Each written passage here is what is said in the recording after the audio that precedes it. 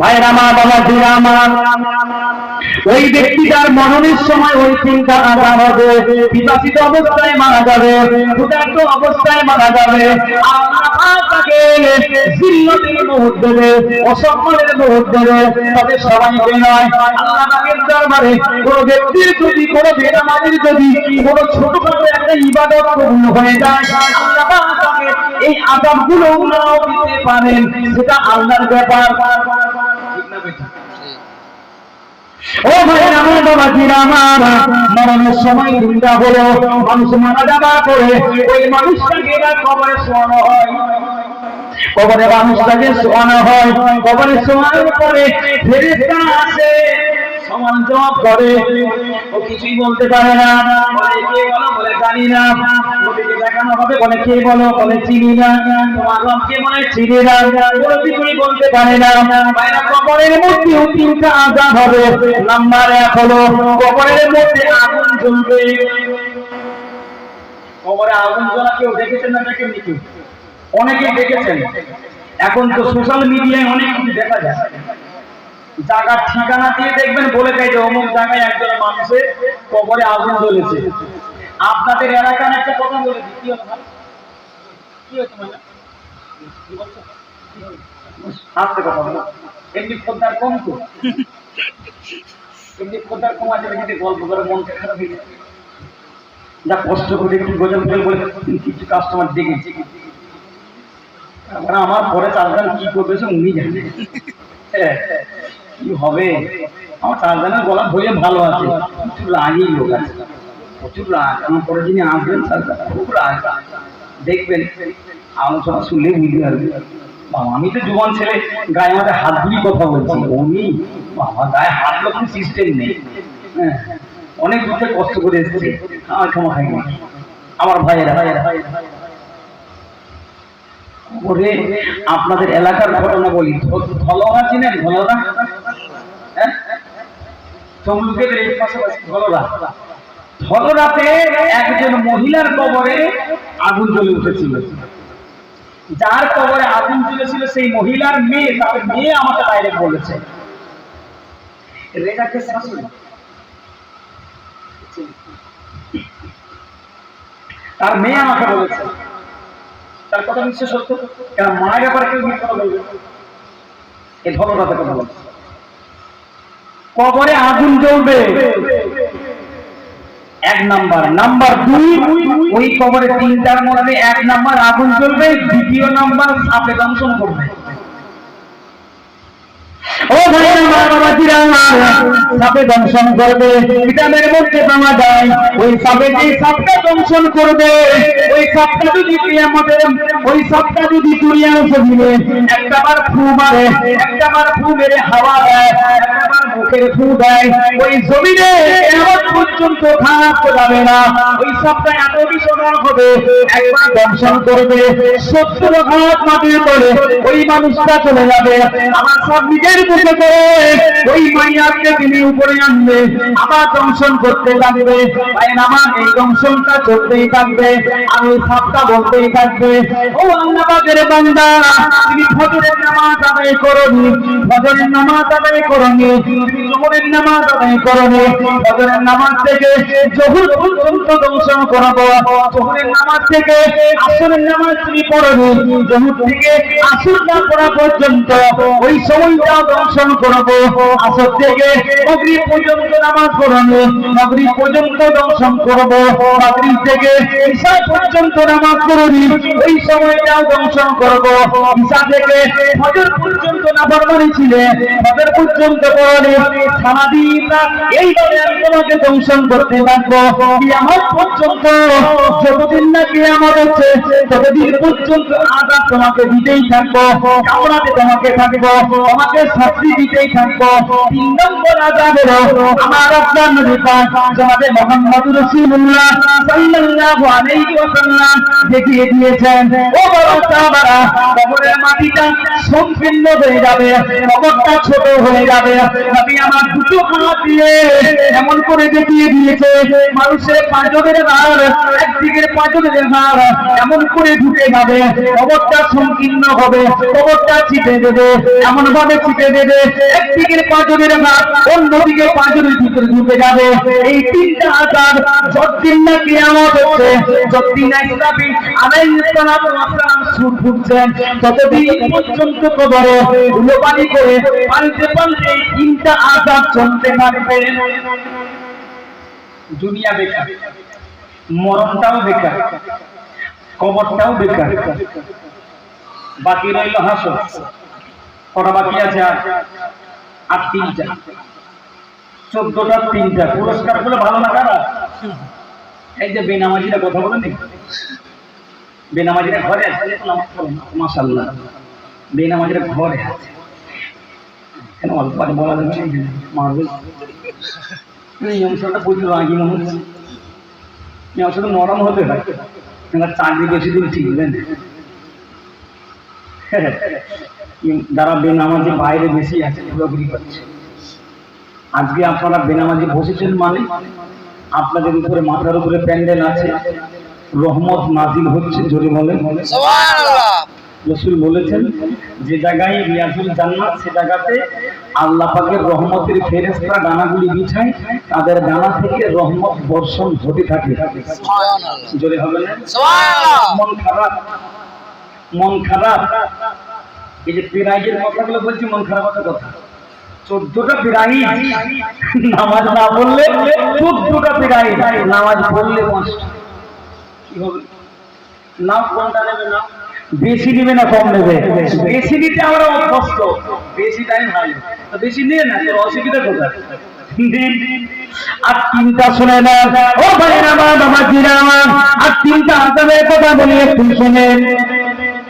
দুনিয়ার জিন্দেগিটা তাবাহ হলো, মরণের সময় তাবাহ হলো, কবরের জিন্দেগি তাবাহ হলো।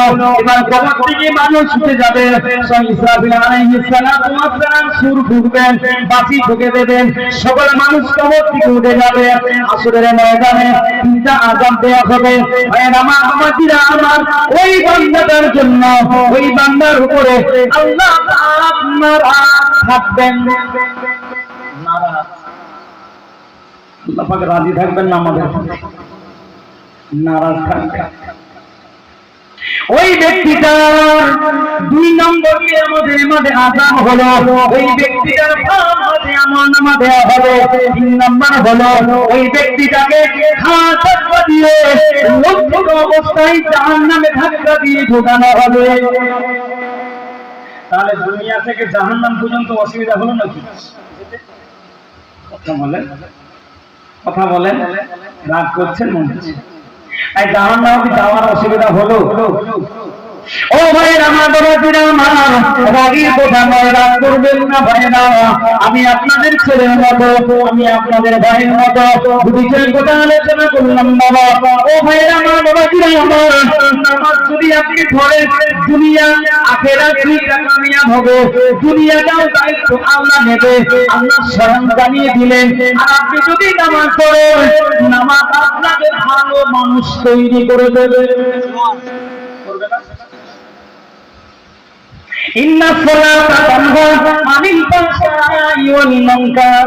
নিশ্চয় নামাজ বান্দাকে সমস্ত ফিতনা ফাতনা নোংরামি থেকে হেফাজত করে নেবে। কিন্তু তার আগে নামাজকে তোমাকে ধরতে হবে। কি ভাববে যে নামাজ যখন করবে তখন পড়বেন না, নামাজের দিকে আপনাকে আগিয়ে যেতে হবে, নামাজের দিকে আপনাকে আগাতে হবে, পিছিয়ে গেলে হবে। তাহলে আমি যে হিসাবটা বলতে চাচ্ছিলাম, আশা করি বুঝতে পেরেছি। আমরা কি বলি, এই যে বললাম যে আগের কথা, যে ভাই ইনকাম হচ্ছে, লাখ লাখ টাকা ইনকাম করছে, থাকছে না। এবার আপনি মিলান, আপনার নামাজ নেই, যদি নামাজ নেই আপনার ব্যবসায় লাভ নাই, আপনার রুজিতে লাভ নাই, আপনার টাকা ইনকামে লাভ নাই, আপনি লাভ খুঁজে পাচ্ছেন না। কেন? বরকতটা তো আল্লাহ নিয়ে নিয়েছে। ইমাম সাহেব 5,500 বেতন পেয়ে পাকার ঘর করেছে। আমার ঘর করতে যে ঋণ হয়েছে 8.5 লাখ টাকার ঘর।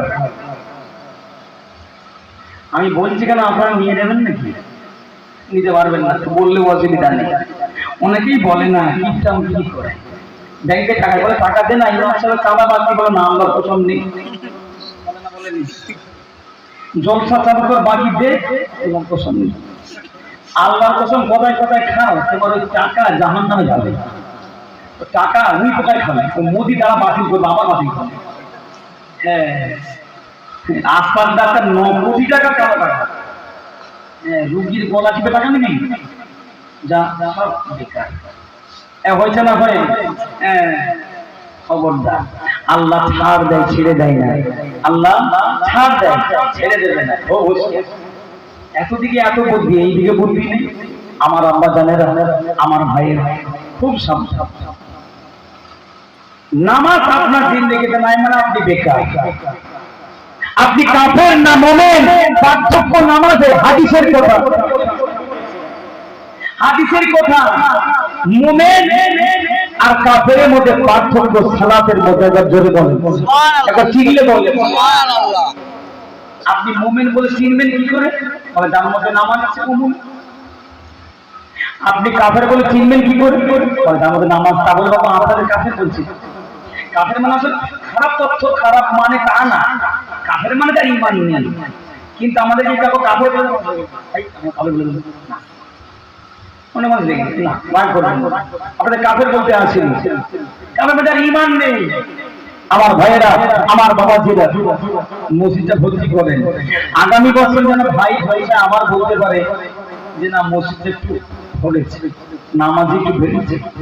নামাজ পড়ার সুন্দর কোথায়, কত সময় কোন দিকে চলে যায়। আপনি আমি ভাবছি যে দুনিয়ার জিন্দেগি এই সময় একটু কামাই করে ফেলি, একটু রোজগার করে ফেলি, কিন্তু রোজগার আপনি করবেন।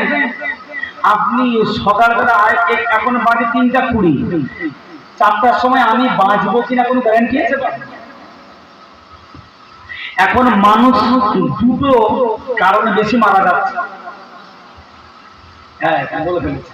একটা হচ্ছে স্ট্রোক বা হার্ট অ্যাটাক বা যাই কিছু, মানে হঠাৎ মারা যাওয়া। একটা ডিপলি ক্যান্সার। এখন শুনবেন আপনারা যে এই দুটো কারণে শুনবেন যে কি হয়েছিল। আগে শুনতাম ক্যান্সার হয়েছে, ওই গ্রামে ক্যান্সার হয়ে মানুষ মারা গেছে। এখন গ্রামে গ্রামে মানুষ শুনতে পাচ্ছে ক্যান্সার হয়ে মারা যাচ্ছে। আর নাম্বার 2, কি করে মারা গেল?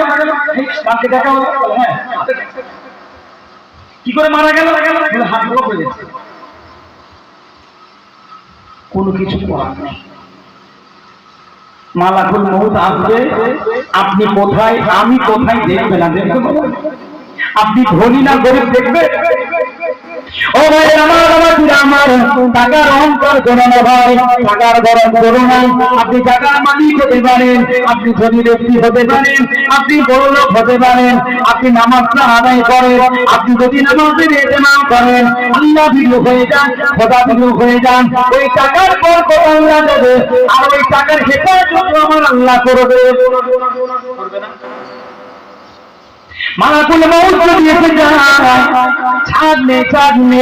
আপনি যদি মালাকুল মউতকে 1 কোটি টাকা ঘুষ দেন, নেবে 1 কোটি টাকা নয়, 2 কোটি টাকা ভাইনে একটু সময় দেন, নেবে না। ও ভাইরা আমার, বাবাজিরা আমার, মালাকুল মউতের কথা বলি। সাদ্দাতকে আপনারা চেনেন? সাদ্দাতকে চেনেন? আমাদের চাষতো ভাই নেই, এটা কোথায় শান্ত হয় না, আগে চলে যাচ্ছে। ভাইয়ের আমার, বাবাজিরা আমার, এটা বলি কথা শেষ করবো আমি। সাদ্দাত ছিল দুনিয়ার জমিনে একটা কোটিপতি। দুনিয়ার জমিনে জান্নাত বানিয়েছিল, দুনিয়ার জমিনে বিশাল জান্নাত বানিয়েছিল। জান্নাত বানানো অবস্থায় সাজ্জাদ যুগেনি কর্মচারীরা বলেছিল, সরকার আপনি আমাদের বাদশা, আপনি আমাদের রাজা, আপনি কি জান্নাতে একটু ঢুকে দেখবেন না কেমন তৈরি হচ্ছে? সাজ্জাদ বলেছিল, জান্নাত তোমরা বানাও, আমি জান্নাতটা যখন তৈরি হয়ে যাবে আমি সাজ্জাদ সেই দিনে অনুষ্ঠান করে ঢুকবো। জান্নাত বানানো কমপ্লিট, এবার সাজ্জাদ জান্নাতে ঢুকবে আজ অনুষ্ঠান। একদম সাজ্জাদের বাড়ি থেকে একেবারে তার জান্নাতের দরজা পর্যন্ত কার্পেট মেলাচ্ছে। একটা বাদশা যাবে, কোনদিন যাই, আল্লাহ পাক মালাকুল মউতকে বলছে, মালাকুল মউত কোথায়? বলেই তো আল্লাহ বলে ওই সাজ্জাদের জান্নাতের দরজায় দাঁড়া। বলল আমার ওখানে কি কাজ? তোর যা কাজ তুই সেই করবি। এক কথা বুঝে আসছে? মালাকুল মউতের কি কাজ? মানুষকে রেজেক্ট দেব? কি বল শুনছে? মানুষকে রেজেক্ট দেব? কি রেজেক্ট দেয়? ভালো হবে তো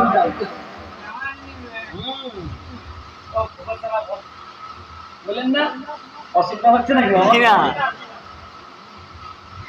মালাকুল মউত সাজ্জাদের ওইখানে দাঁড়া, জান্নাতের দরজায় দাঁড়া।